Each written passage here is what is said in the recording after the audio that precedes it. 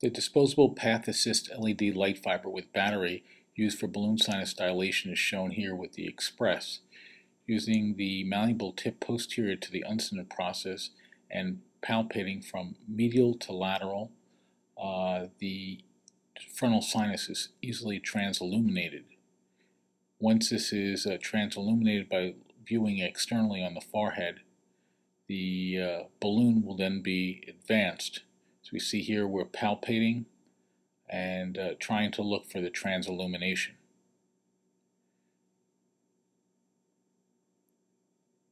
Once this is done, we advance the balloon up into the frontal recess, into the frontal sinus, dilate to 10 atmospheres, and then release it and remove the balloon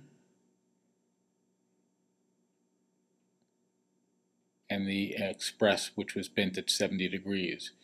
Doing the maxillary sinuses is done a little different than how we normally are oriented.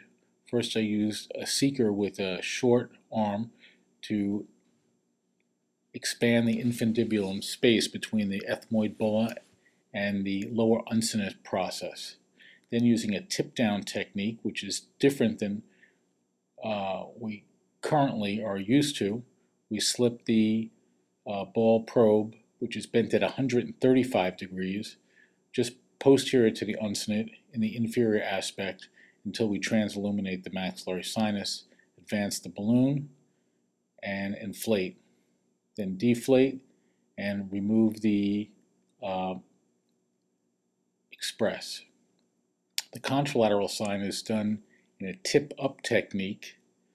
This is again brought just posterior to the uncinate process in the inferior aspect, just anterior to the bulla, until we trans-illuminate the sinus, advance the balloon, inflate, deflate, and remove the Xpress tool.